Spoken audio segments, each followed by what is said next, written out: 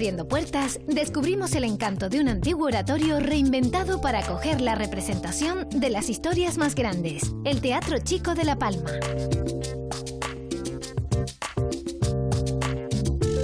Nos acercamos hasta el municipio tinerfeño de Güímar para visitar la parroquia de San Pedro, el punto de partida de una de las romerías más antiguas del archipiélago, la Bajada de la Virgen del Socorro.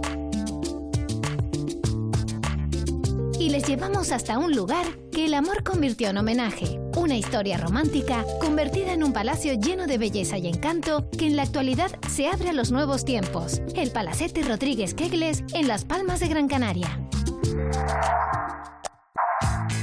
Es un teatro que tiene todo, pero en miniatura. Y bueno, luego también su historia, ¿no? Sin duda. Entiendo que es por el tamaño, pero ¿por qué es el Teatro Chico?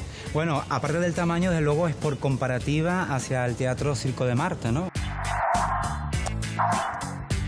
Cuando se construyó la ermita en 1602, los tributos que se entregaron para su mantenimiento ya decían que era una ermita dedicada a Santana. Así se mantuvo dedicada a Santana ya después de construida hasta 1621 en que empieza a aparecer San Pedro. Coincide con que el mayordomo de la ermita que se encargaba de su mantenimiento era el capitán Pedro de Fresneda y Alvarado. Ayudó a mantener la ermita y de paso donó la imagen casi seguro para él dejar su patronímico y su impronta en el pueblo, ¿no?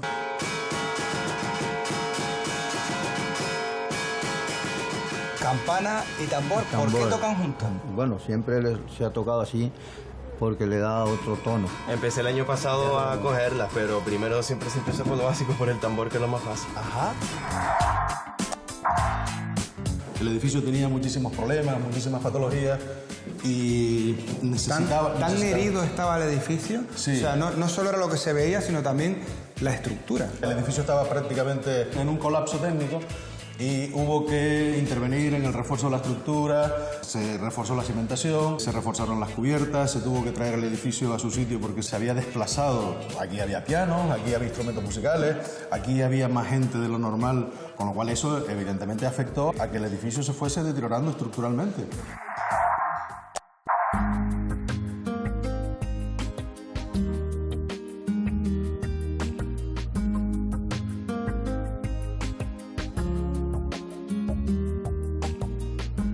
Los edificios, como las personas, muchas veces esconden mucho más de lo que parece. Algunos incluso tienen un alma antigua, difícil de ver a primera vista. Hoy visitaremos uno de esos curiosos espacios, un lugar en el que las oraciones y el recogimiento de un templo fueron sustituidos por los aplausos y la diversión de un auténtico auditorio. Hoy abrimos las puertas del Teatro Chico en la isla de La Palma.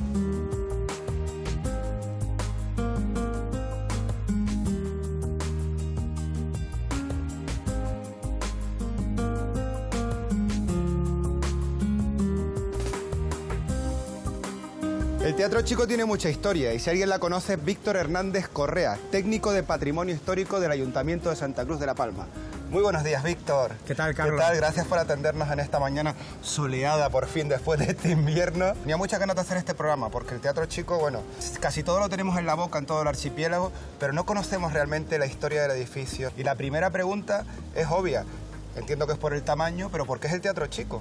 Bueno, aparte del tamaño, desde luego es por comparativa hacia el Teatro Circo de Marte, ¿no? Era una gallera que entre 1914 y 1918 se convierte en teatro, en el actual Teatro Circo de Marte, y a partir de ahí, por contraste, por comparación, pasó a denominarse popularmente siempre Teatro Chico, hasta que ya el ayuntamiento, cuando lo adquiere, ya se oficializa esa denominación de Teatro Chico, ¿no? Víctor, ¿qué es lo que hace al Teatro Chico tan diferente a otros teatros? Bueno, sin duda sus dimensiones, ¿no? Es un teatro que tiene todo, pero en miniatura. Y bueno, luego también su historia, ¿no? Sin duda, es uno de los teatros históricos más importantes de Canarias, porque es de los más antiguos. Hay una época muy gloriosa, la época en que tuvo la emisora sindical. Y bueno, todavía hay gente que recuerda, ¿no? Los espectáculos infantiles que se realizan en el teatro, el cine también. Y digamos que ha sido un teatro, la casa del pueblo. ¿Qué fue antes de ser un teatro? Fue el oratorio del antiguo Hospital de Dolores, fundado en 1514. Vamos a verlo por dentro, ¿te parece, Víctor? Venga, vamos. Venga.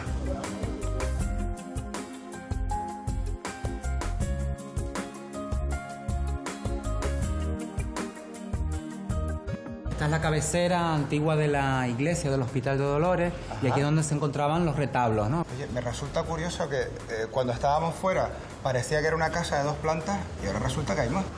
Bueno, efectivamente, nosotros nos encontramos ahora en la primera planta, la zona del foyer del teatro, y da a la sala también de espectadores, lo que llamamos patio de butaca. Hay un entresuelo que corresponde a una zona de palco y una tercera planta que da a la zona del ambigú y a la zona de paraíso de la sala de espectadores. Oye, ¿qué te parece si empezamos por esa sala precisamente y vamos viendo el teatro? Venga, pues sí, vamos a empezar por arriba entonces. Fantástico. Víctor, esta es la tercera planta del teatro y empiezo a ver ya vestigios del antiguo edificio, ¿no? Sí, efectivamente, esto es el arco toral de una iglesia, que es el que separa la capilla mayor, donde tienen lugar los oficios, el presbítero, de la zona de la nave, que es donde se encuentra, pues digamos, el pueblo, por así decirlo, asistiendo a los distintos oficios. ¿Y el hospital qué sería? ¿Esto que tenemos a este lado? Efectivamente, bueno, justamente aquí, esta pared linda con el antiguo sala de enfermos masculinos. Aquí había una ventana desde donde los enfermos encamados podían asistir a los oficios, ¿no? ¿Y podríamos verlo, ese edificio? Claro, vamos a verlo. Venga.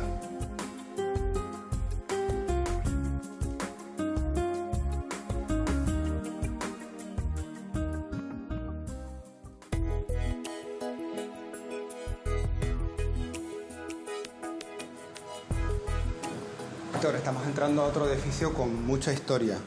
Podemos decir que esto es lo que queda del antiguo hospital. Bueno, en concreto, en la mayor parte del Hospital de Dolores fue destruido y lo que quedó de la antigua fábrica fue esta sala, que era la dedicada a los hombres, ¿no? Que estaban divididos los hombres de las mujeres en el antiguo hospital. Hay un momento en el que el hospital también se cierra, se abandona el edificio. ¿Cómo se consigue que otra vez se convierta en realidad ese sueño de recuperar el Teatro Chico? ¿En qué año? El teatro como tal surge a raíz de una iniciativa popular, ¿no? Pues fue la propia Sociedad Casino Liceo para, digamos, los grandes espectáculos que necesitaban más aforo, que no cabían, digamos, dentro de su sede social. Con el tiempo surge una nueva sociedad que se llama Arte Circo en Melpómenes, que es la que ya se encarga efectivamente de iniciar las obras de construcción de un teatro a la italiana, que es lo que vemos en la actualidad. Creo que en el exterior, Víctor, todavía podemos ver algunos restos del edificio original, lo que ha quedado, ¿no? Sí, bueno, de hecho, como hemos comentado, el teatro está construido efectivamente dentro del interior del antiguo oratorio, respetando absolutamente toda su estructura. ¿Quieres verlo? Sí, sí, por supuesto.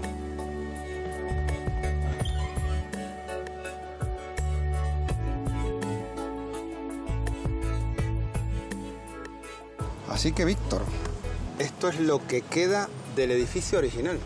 Bueno, desde aquí podemos ver perfectamente la antigua capilla mayor que sobresale ligeramente de la nave, que corresponde con el vestíbulo actual o el foyer del teatro, esa entrada por la calle Díaz Pimienta.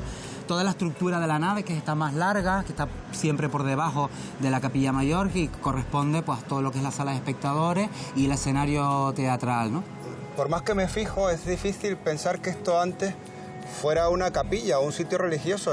¿Intentaron también un poco limpiar cualquier posible relación o a propósito, sin querer? Bueno, efectivamente, eso fue uno de los acuerdos explícitos para, digamos, adaptar definitivamente el teatro, que no guardara ninguna relación con su antigua función religiosa, ¿no? Es decir, cruces, efectivamente, como tú dices, espadañas, campanas, evidentemente, todo eso sobraba dentro de la nueva función que iba a tener el teatro, ¿no?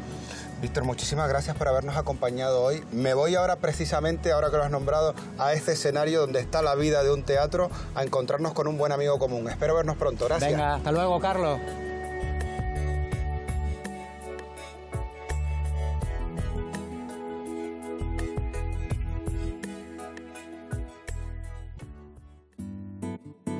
Venimos de recorrer el espacio donde estaba la Escuela de Teatro de Santa Cruz de la Palma y su director, su encargado, quien la puso en marcha, va a ser nuestro cicerone perfecto en esto que es el corazón del Teatro Chico, Antonio Abdo. Hombre, Carlos, buenos me alegra días. de verte. Gracias Bienvenido. por atendernos. Gracias a ti Actor por venir y director, aquí. y decía que venía de un espacio en el que usted ocupó muchísimos años. Muchos años. Cuénteme. ¿Cuántos recuerdos tenemos? La creamos Pilar y yo, bueno, la creó el Ayuntamiento de Santa Cruz de la Palma, don Antonio San Juan, que fue el que encargó el proyecto de restauración del Teatro Chico. Antonio, eso que tienes ahí precisamente...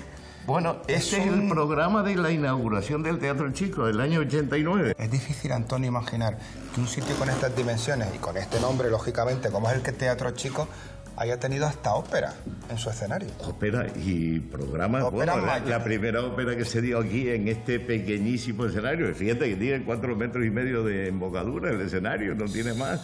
Y no tiene hombros, porque como está encajado dentro de la antigua ermita, pues... El espacio es el que hay. El espacio es el que hay. Para un actor, supongo que este sitio tiene que ser muy especial, este escenario, porque está precisamente por ese tamaño más cerca. Todo tiene que ser como una comunicación casi que te puedes tocar, ¿no? Sí, sí. Es ideal. Ideal para los monólogos, sobre todo. Hay una anécdota de Rafael Álvarez, del Brujo, aquí haciendo San Francisco de Asís, buenísima.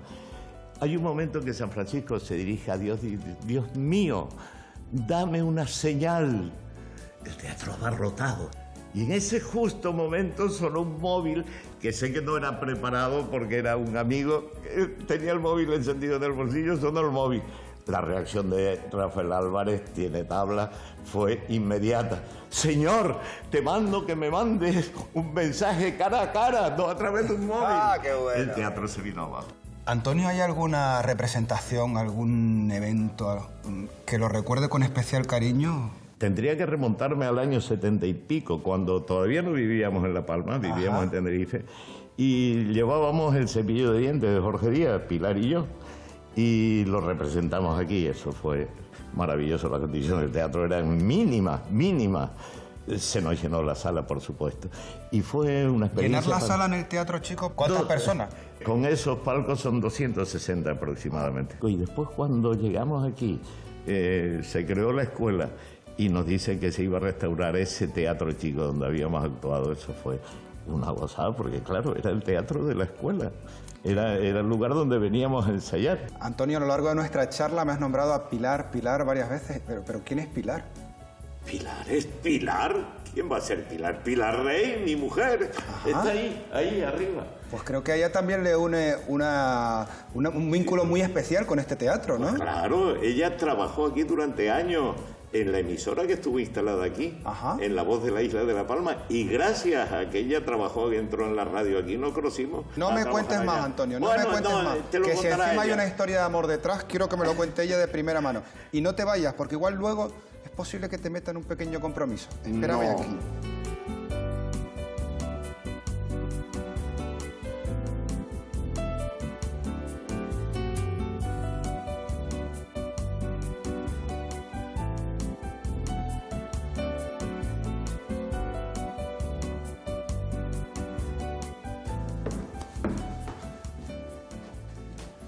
Pilar, su Pilar, pero que en realidad es Pilar Rey. Sí, ¿cómo estás? ¿Cómo estás?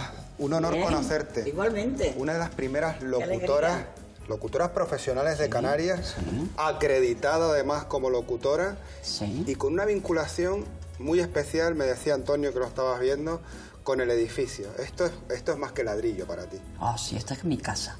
Yo trabajé aquí seguido, sábado y domingo, festivo, 7 años. Aquí estaba La Voz de la Isla de La Palma, en el Teatro Chico. Y hacíamos también teatro leído, teatro representado, el Club Niñolandia. Y aquí representamos todos los domingos para los niños. Se llenaba.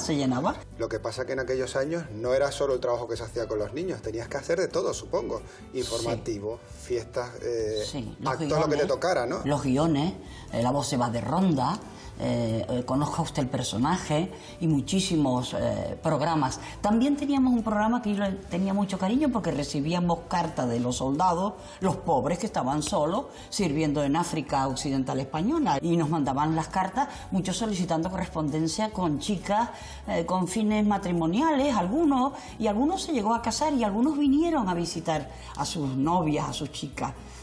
Claro que eran otros tiempos, no había televisión, solamente la radio, y la radio era muy poderosa. Estamos hablando de los años 60. Sí, me gustaba tanto la radio, y además teníamos la ventaja... Te gustaba tanto que al principio lo hacía gratis, incluso, bueno, que al principio... Un montón de años. Más de 3 años, me Un contaba. montón de años, yo siempre consideré que era un aprendizaje, que era una escuela, que yo pagaba para aprender, para ir a la escuela, ¿no? Pero trabajé. Y entonces, al tener la emisora, el auditorio dentro, que era un lujo de emisora, teníamos los festivales los domingos.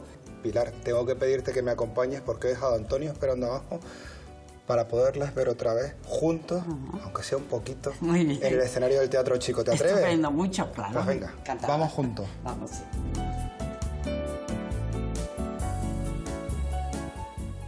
Desella pues tu inquietud, bellísima doña Inés, porque me siento a tus pies capaz aún de la virtud. Sí, iré mi orgullo a postrar ante el buen comendador, y o habrá de darme tu amor, o me tendrá que matar. Don Juan de mi corazón. Silencio. ¿Habéis escuchado? ¿Qué? Sí, una barca ha atracado debajo de ese balcón. Un hombre embosado de ella salta. ¡Brígida! Al momento pasar a ese otro aposento y perdonar. Inés Bella, si solo me importa estar. ¿Tardarás? Poco ha de ser. A mi padre hemos de ver. Sí, en cuanto empiece a clarear. Adiós. Adiós.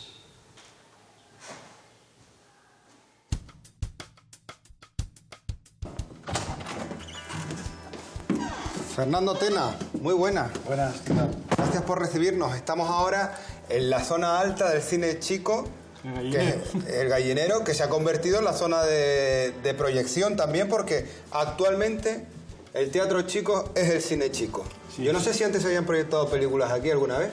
No sé, pero creo que una vez se hizo algo del festivalito, la única vez que se ha proyectado corto. Sí, claro, pero no con estas condiciones, No, porque me ¿cómo? imagino que la sala habrá tenido que arreglarse para adecuarse a lo que es un cine, ¿no? Exactamente, un teatro acondicionado como cine. Ahora es el único cine que existe en Santa Cruz de la Palma. Sí, exactamente. Y llevas de aventura unos 6 meses aproximadamente. Sí, empezamos en julio del año pasado y tenemos un contrato con el ayuntamiento de 5 años. Esto es una ilusión hecha realidad y es un proyecto que ha sido madurado durante mucho tiempo. Y por supuesto que esto va a salir adelante y no 5 años, sino el tiempo que haga falta. Uno no se embarca en esto, Fernando, si no es un amante del cine, ¿no? Me imagino que te encanta el cine. Sí, sí, tanto a mi socio Vicente como a mí. Es que desde el primer momento que nos surgió la idea de poder hacerlo aquí, hemos luchado, hemos estado 2 años con proyectos, hemos estado pues hablando con los bancos, buscando la financiación y al final pues mira, llevamos 5 meses de éxito. Fernando, te deseo todo el éxito del mundo en esta aventura y lo que sí te voy a pedir, si no te importa, hace tanto que no voy al cine, ¿te importa que me quede la proyección, ya que veo que está entrando gente y todo? ¿Puedo relajarme después de visitar hoy el Teatro Cine Chico hoy? Sí, sí, por supuesto que sí, estás invitado. Muchísimas gracias. Te sigo.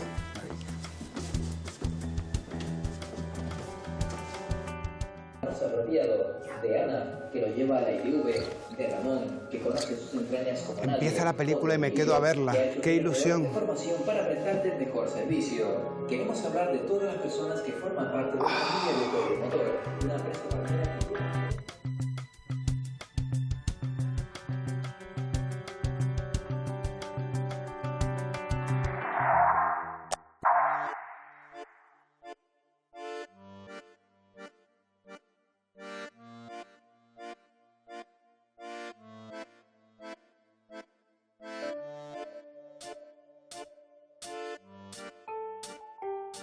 Cada año más de 50.000 personas se dan cita en la que es considerada una de las romerías más antiguas de todo el archipiélago, la Romería del Socorro en Güímar, en la isla de Tenerife. Todo un acontecimiento en el que la Virgen del Socorro abandona la iglesia de San Pedro para visitar su ermita en el caserío del mismo nombre. Pero la iglesia matriz de San Pedro Apóstol es más que la residencia habitual de la Virgen. Es un interesante espacio histórico y artístico del que hoy abriremos todas sus puertas.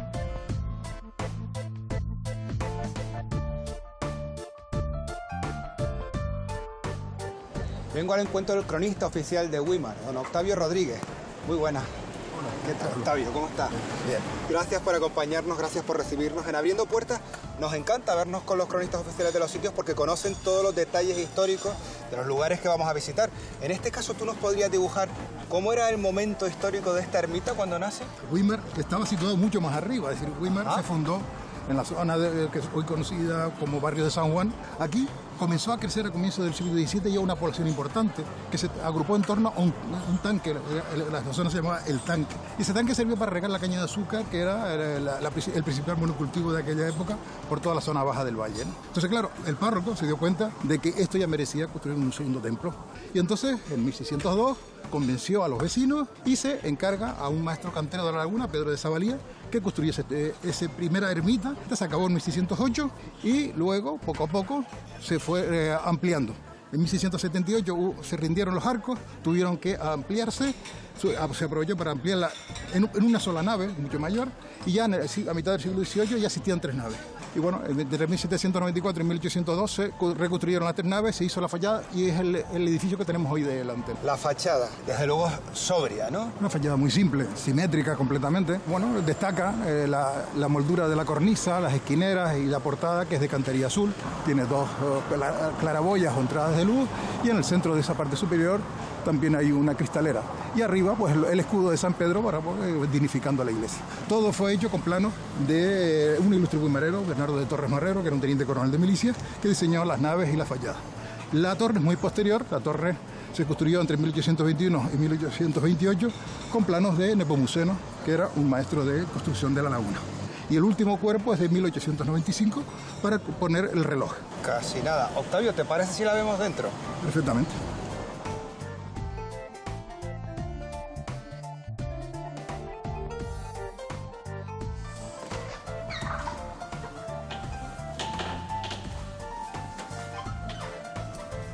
Octavio, ¿siempre estuvo la parroquia, la iglesia dedicada a San Pedro? Cuando se construyó la ermita en 1602, los tributos que se entregaron para su mantenimiento ya decían que era una ermita dedicada a Santa Ana. Así se mantuvo dedicada a Santa Ana, ya después de construida, hasta 1621, en que empieza a aparecer San Pedro. Coincide con que el mayordomo de la ermita, que se encargaba de su mantenimiento, era el capitán Pedro de Fresneda y Alvarado. Ayudó a mantener la ermita y de paso donó la imagen, casi seguro, para él dejar su patronímico y su impronta en el pueblo, ¿no? Dicen que está Weimar lleno de Pedro y de Socorro, pero sí. ¿Quién es esa virgen?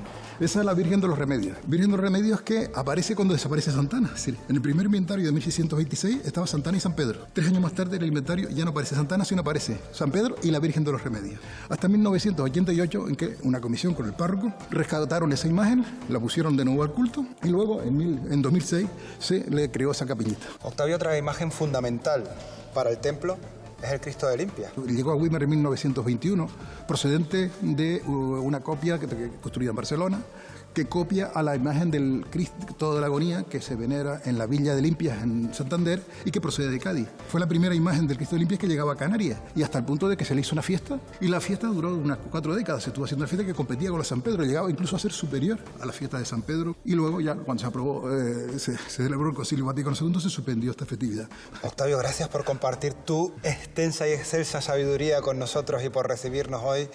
Voy a seguir conociendo el templo ahora desde el punto de vista de un arquitecto técnico que me va a explicar exactamente cuál es su estructura y cómo se organiza. Ha sido un placer. Ha sido un placer, lo mismo. Igualmente, hasta luego.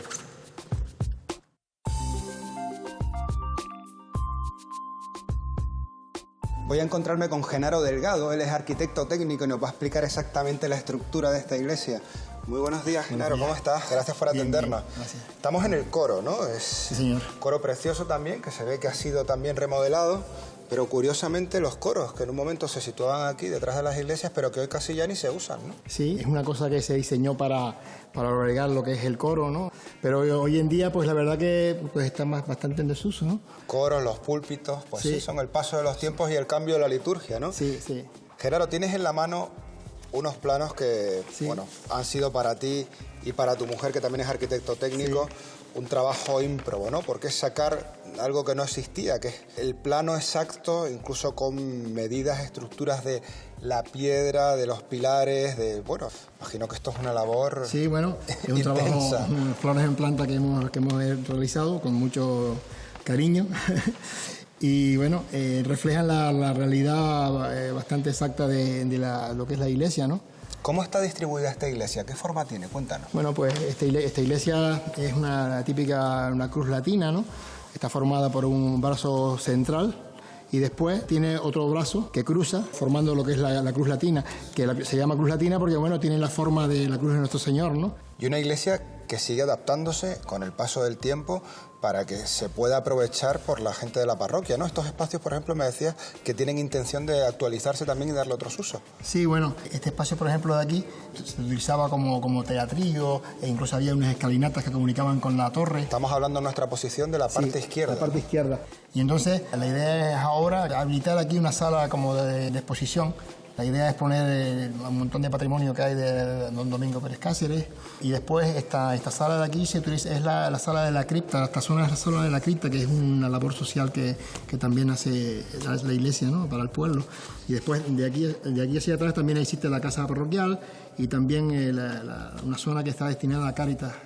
Genaro, y cada parte de la iglesia tiene su nombre, está perfectamente dividida y además en Weimar no hay que confundirse con las zonas ni con los nombres, ¿no? No, eso es curioso, ¿no? Las tres naves tienen su nombre. La nave central, la nave del Santísimo, y aquella es la nave del Socorro. Digamos, Weimar no existe sin el Socorro. Para todos los wimareros el Socorro es fundamental. El Socorro y San Pedro, que son imágenes a las que la gente tiene mucha devoción, sí, ¿no? Muchísima devoción, sí. Bueno, pues yo creo que me voy a acercar precisamente a esas imágenes porque el párroco me va a explicar toda esa devoción que arrastran estas imágenes. Don Pedro la vive y posiblemente a veces también la sufre. O sea que... Genaro, muchísimas gracias por habernos acompañado. Muy bien, hasta pronto. Vale.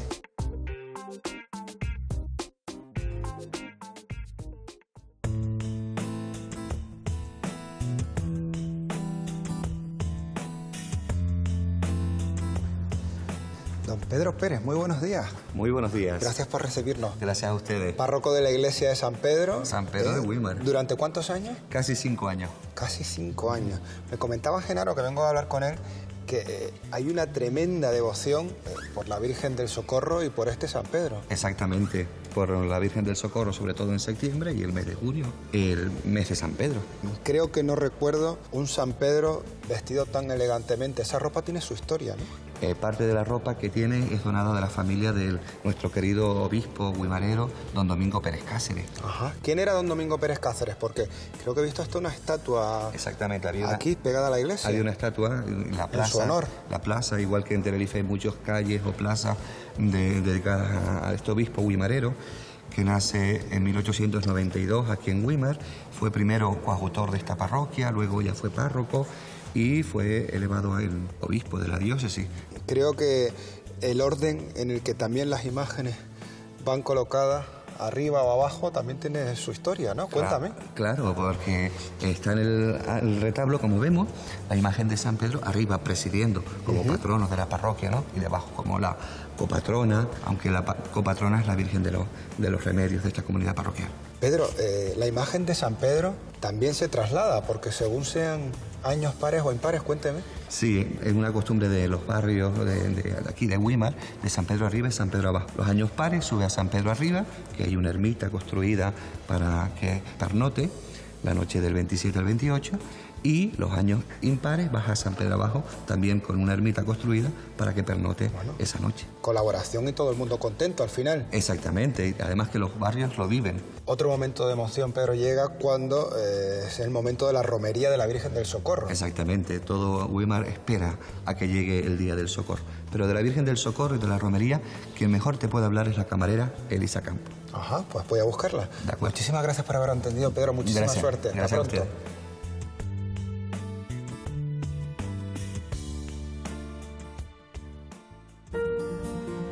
Elisa Campos, muy buenos días. Hola, ¿qué tal? Gracias por atendernos. Nada, por favor. Estabas Sería atenta a bueno. ese trabajo, esa pintura de López Ruiz, la has restaurado, ¿no? Sí, restauré esta pintura hace unos 10 años aproximadamente. Una combinación que creo que me he encontrado pocas veces, que es camarera de la Virgen y al mismo tiempo restauradora. Sí, desde luego, con la restauración de la imagen de la Virgen del Socorro. Por la devoción, como todos los wimareros que te encargan el trabajo de la restauración de la Virgen, pues no deja de ser una gran responsabilidad. Desde luego. La imagen de la Virgen, que vamos a hablar dentro de un momentito, pero sí que están esos techos que tú también fuiste la encargada de restaurar, ¿no? Sí, en el año 2002 el Cabildo decide acometer la restauración de los murales del presbiterio de la iglesia de Weimar.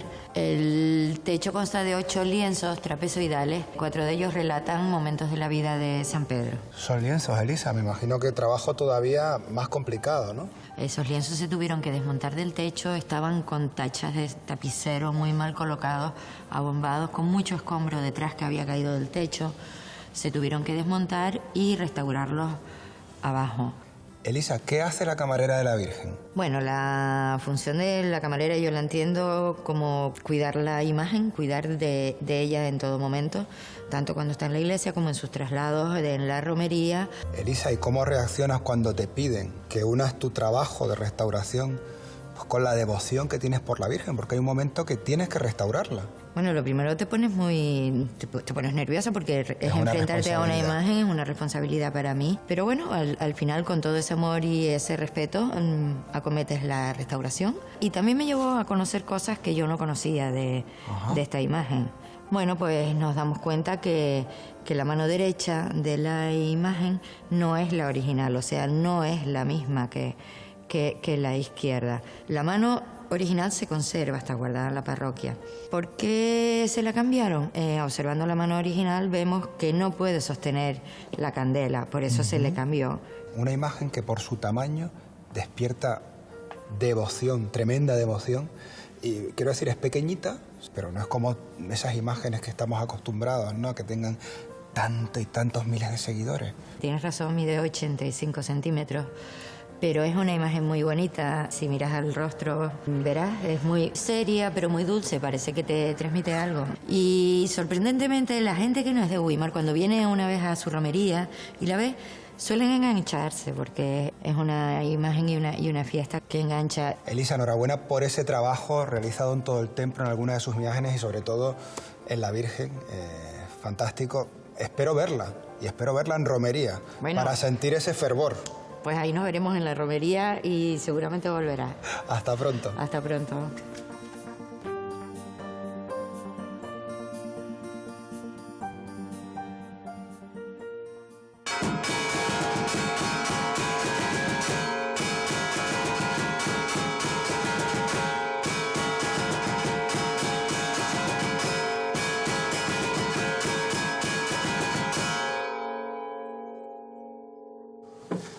Rubén Elías y compañía, muy buena. Muy buena.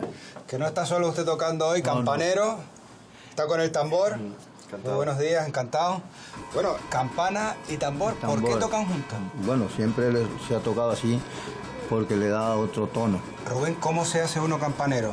Tocando, que se tocábamos en mi casa, cuando tocaban los vecinos del barrio, tocábamos nosotros también. Y así empezamos con el tambor hasta que empecé después con la campana, cuando ya ellos ya se iban retirando. Cada campana en cada iglesia tiene su personalidad, digamos, tienen como su voz en las personas. Sí, igual. Porque esta tiene uno, aquella tiene otro, esta es la mejor que suena, tiene otro, y esa tiene otro sonido. Y las nuevas generaciones, es muy difícil aprender a tocar.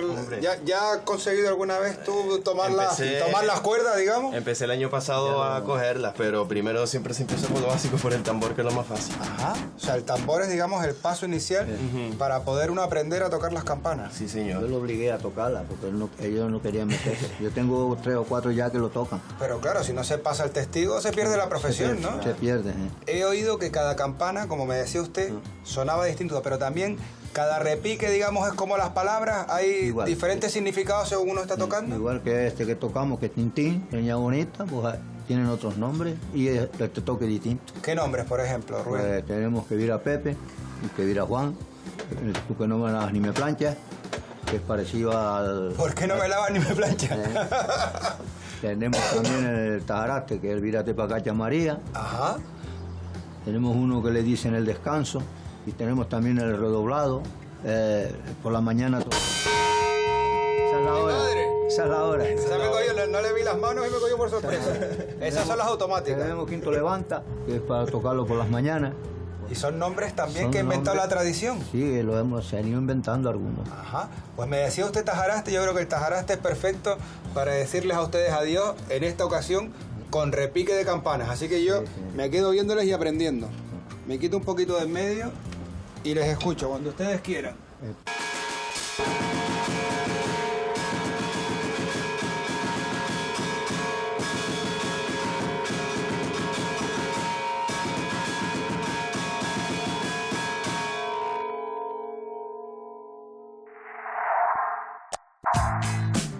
El edificio tenía muchísimos problemas, muchísimas patologías y necesitaba... ¿Tan herido estaba el edificio? Sí. O sea, no solo era lo que se veía, sino también la estructura. El edificio estaba prácticamente en un colapso técnico y hubo que intervenir en el refuerzo de la estructura, se reforzó la cimentación, se reforzaron las cubiertas, se tuvo que traer el edificio a su sitio porque se había desplazado. Aquí había pianos, aquí había instrumentos musicales, aquí había más gente de lo normal, con lo cual eso evidentemente afectó a que el edificio se fuese deteriorando estructuralmente.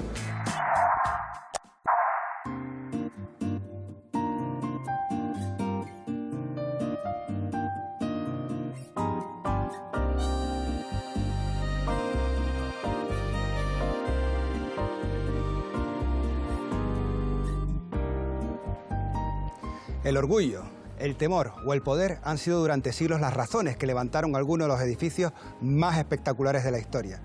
Pero hay otro motivo aún más poderoso, el amor. De hecho, de las mayores pasiones, de las historias más románticas, han quedado hermosos testimonios arquitectónicos. En el barrio de Triana, de Las Palmas de Gran Canaria, el Palacete Rodríguez Kegles es uno de ellos y hoy abriremos sus puertas.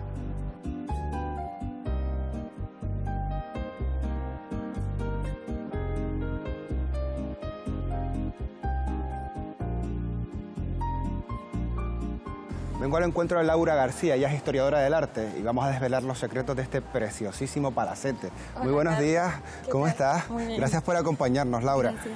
¿De qué año es la casa? Pues mira, esto es de finales del siglo XIX. O sea, Ajá. estamos hablando de casi 1900. Una casa original en la zona porque tiene su espacio propio, ¿no? Eso es, sí. Además es un caso muy excepcional porque no estamos acostumbrados en esta ciudad a tener muchos edificios así, de carácter exento. Toda la familia le llamaba el jardín, Ajá. porque todo lo que circundaba esta parcela era un jardín. La casa en su fachada suma como varios estilos. ¿Podríamos definir alguno concretamente o...? Precisamente por esa suma de estilos es el estilo conocido como estilo ecléctico. Fíjate que responde a unos valores muy tradicionales, por una parte, muy solemnes. Tiene ese gran basamento de piedra local, pero luego tiene elementos como este pórtico con columnas o esos triglifos y metopas. Todo ese juego decorativo que no escatima en nada, que es como extraído de la antigüedad clásica, pero también elementos que son muy repetidos en épocas superiores como el Renacimiento o el Barroco. ¿Qué destacarías de la fachada, de sus valores artísticos? A pesar de la mezcla de estilos, fíjate que todo está muy en armonía y sobre todo creo que te destacaría ese torreón. Fíjate en esos dos leones alados que tenemos, esos fueron traídos de la Exposición Universal de París de 1900 y esto le da como un aire muy palaciego a todo el conjunto. Oye, ¿es posible que recuerde que en la parte alta había una especie de cúpula? Exacto. Este edificio no estaba coronado en origen. Cuando fue concebido en los planos del arquitecto original, de Mariano Belmaz, es tal como lo vemos ahora. Pero Fernando Navarro, que lo asume y lo ejecuta, que además va a diseñar la verja que rodea toda la finca, añade ese cuerpo superior, que es una cúpula de metal. Una cúpula que tenía unas claraboyas de colores y era muy vistoso. Pero esto tuvo que ser suprimido porque la estructura del edificio no soportaba el peso de esa cúpula de hierro. ¿Este color de la casa es el original? No, no es el original. La casa fue concebida en tonos grises. Ajá. El gris claro y gris oscuro es lo que combinaban pues toda la parte de la estructura con el juego ornamental. ¿La vemos por dentro? En la casa el lujo ornamental nos inunda desde que entramos. Aquí en el zaguán tenemos los estucos venecianos, que son impresionantes y además con un carácter muy italiano, y esos frescos con angelotes que ya son como frescura y, digamos, una casa con muchísima suntuosidad. Laura, pues abrimos las puertas de este palacete.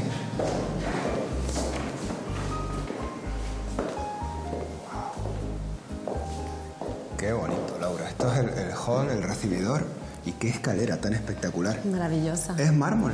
Sí, es mármol de Carrara. Además es mármol blanco y rosa. ¿Y esto qué...? Sí, bueno, Carlos, que no te confunda porque eso es mármol fingido.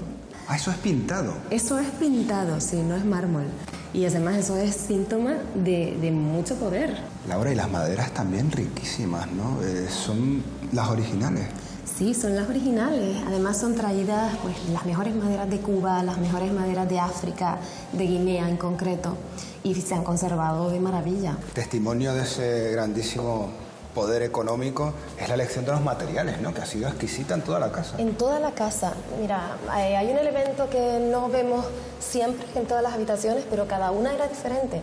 Cada una tenía su color. Ajá. Y además eran decoraciones, pues como vimos el mármol fingido de la escalera, también teníamos otros motivos, pues que imitan a la pintura de las casas pompeyanas, o papeles de pared. Hay algunos que se han perdido y otros se conservan, pero eran de talleres de Londres, como el de Morris. Las vidrieras son también una auténtica obra de arte, Laura. Son una maravilla. ¿Son las originales también? Son las originales. Estas fueron restauradas por Giraldo, que fue también el que restauró las vidrieras de la catedral. Ajá. Y todas son de talleres franceses. Fíjate que también son muy en la línea del estilo, el gusto de la época, el gusto modernista. Laura, supongo que intervenir en una casa como esta para poderla reinaugurar en estas condiciones requiere un trabajo también de investigación impresionante en lo que había, colores, materiales, suelo. Es importante, por supuesto. Todos los que intervienen, hasta el último pintor, maneja la sensibilidad de su profesionalidad. Pero es cierto que el historiador del arte indaga para ver, pues, por ejemplo, qué elementos podemos alterar, qué es lo que no se puede agredir, qué hay que conservar. Estas cuestiones son absolutamente fundamentales. Y supongo que el trabajo en estos techos, en esta zona, tiene que haber sido encomiable. Ha sido un trabajo enorme de restauración, la verdad. Esto estuvo pues a cargo de Inmaculada Álvarez al frente.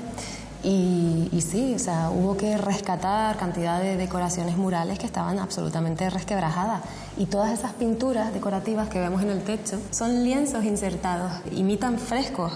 La situación de los lienzos, Laura, es cuanto menos original, porque me fijaba cuando subía la escalera que casi están hechos para ser vistos desde abajo. Efectivamente, están hechos para ser vistos desde abajo.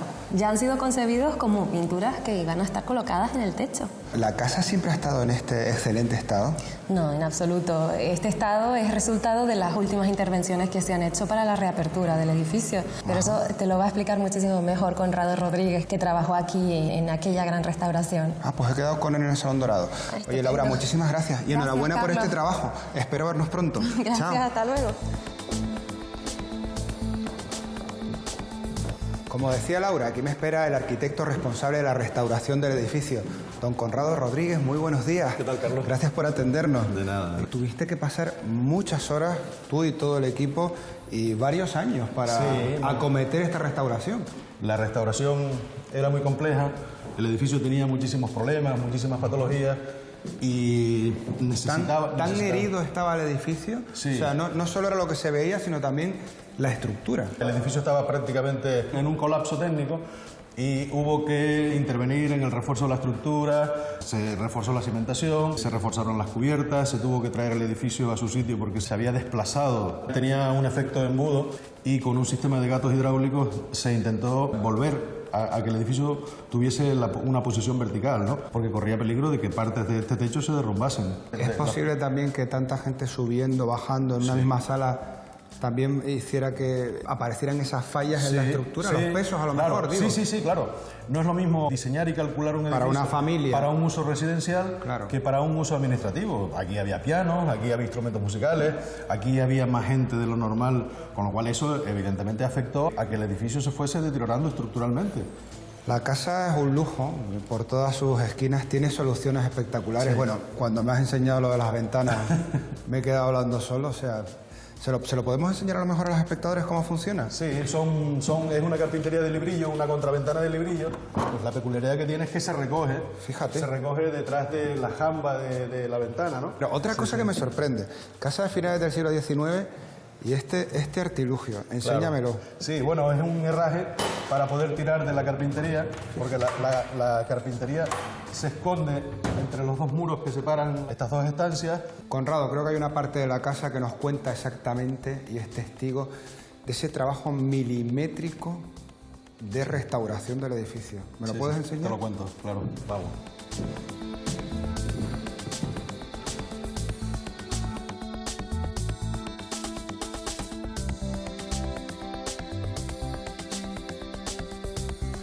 Esta parte de la casa es claramente distinta. Sí, es la parte de uso cotidiano, de uso doméstico del servicio y lógicamente no tiene la riqueza que tiene la parte principal de la casa.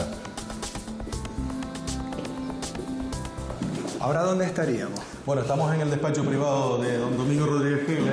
Para nosotros descubrir esta habitación fue algo muy espectacular, ¿no? Lo que vemos ahora antes estaba cubierto por un falso techo y no se veía. Y casualmente, un operario picando ese falso techo, pues descubrimos que debajo estaba esta pintura mural, ¿no? Estaba muy deteriorada y decidimos, entre el equipo de restauración y yo, recuperarlo en su totalidad. Toda esa pintura que ves, lo que se hizo fue, a través de un sistema de golpeo, arrancar toda esa pintura, llevarla al papel, y una vez en el papel se bajó y se colocó en un soporte de madera, de chapa marina, se restauró cómodamente en el suelo y luego se volvió a subir, y hoy tenemos pues justo la imagen que vemos, ¿no? Parece bastante masónica. Sí, sí, es una carpa y una pintura mural del sol con simbología masónica, ¿no? Y si te fijas, en algunos sitios se notan perfectamente los cortes de la madera, las cuadrículas de cómo se volvió a reinsertar y además a reintegrar parte de esa pintura que había desaparecido pues con el corte, ¿no? Qué trabajo. Sí. Enhorabuena. Muchas gracias. Ha sido un placer poder visitar el palacete de tu mano, y yo voy a seguir ahora porque tengo miembros de la familia que me van a contar pues casi el día a día, ¿no? Cómo se vivía y la historia también de esta casa construida al final, este palacete construido por amor. Hasta pronto. Muchísimas gracias.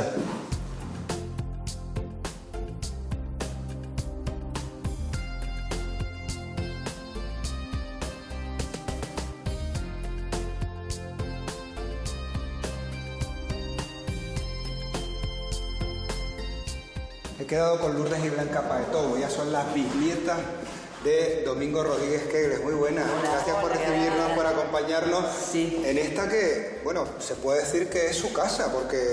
Sí, aquí nacimos. ¿Nacieron aquí las dos? Las dos, todos mis hermanos. Madre Nosotros nacimos aquí. Sí. Se dice, Blanca y Lourdes, que la casa nace al final como un acto de amor, digamos. Sí, eso es lo que a nosotros siempre nos dijeron desde niña. Ellos se fueron de luna de miel a París y a ella le gustó una casa que vio y le dijo que le encantaría tener una casa así. Y ella le dijo, pues cuando llegue a Canarias te prometo que te la voy a hacer, para que vivas como una reina. Para que vivas como una reina. Y entonces pues se empezó a construir la casa. Se empezó a construir la casa, creo que ella incluso le encantaba y tenía conocimiento de todo lo que era decoración, que para la época, pues hay que ser ya una persona muy exquisita. Muy detallista y tenía bastante gusto, y ella diseñó muchísimos muebles y muchísimo de la casa, intervino ella bastante en la decoración de la casa. Y esa casa que empieza un poco siendo una historia feliz, realmente al final ella, a pesar de ese esfuerzo, no la disfrutó tanto. No, la pena fue esa, que yo creo que más o menos 3-4 años fue lo que ella pudo vivir aquí. 3-4 años. Sí, porque ella murió con 33 años de un tifo y ya se quedó la casa, incluso le faltó poner muchos adornos. Parece ser que la casa siempre estuvo muy viva, ¿no? Muy activa. Sí, pues sí, familia muy unida sí. Sobre todo mientras vivió mi abuela, era una persona muy familiar y le encantaba tener gente en casa y las recibían aquí, y tenían sus meriendas y era una vida normal, muy familiar. Sí. Ustedes que sí la han vivido, ¿cómo recuerdan esta zona, por ejemplo? ¿Esta habitación qué era? Era un cuarto donde se recibía a las personas que llegaban a lo mejor a traer un recado, a traer una cosa, y también nosotros, nuestras amigas, nos reuníamos aquí. Porque prácticamente la vida de la casa, la vida familiar se hacía en la zona alta, ¿no? Sí, en la zona alta. Es un poco parte de lo que hemos visitado por aquí. Sí. Todo lo hacíamos arriba, en la parte de arriba era la vida familiar. Aquí muy poco. Oye, venir hoy después de tantos años y reencontrarse la casa en este estado, ¿qué les parece? ¿Cómo la encuentran? ¿Es tal y como la recordaban? ¿Se alegran de verla así? Estamos muy contentos porque la verdad que la restauración que han hecho de la casa ha sido perfecta. Sí. Está muy bonita, muy bien conservada, prácticamente igual que como la dejamos. Ha sido un placer compartir con ustedes este rato. Yo me voy al exterior porque vamos a hablar precisamente de los usos que se le están dando a la casa actualmente, hoy en día. Hasta pronto. Bueno, muchísimas gracias. Muy amable. Gracias.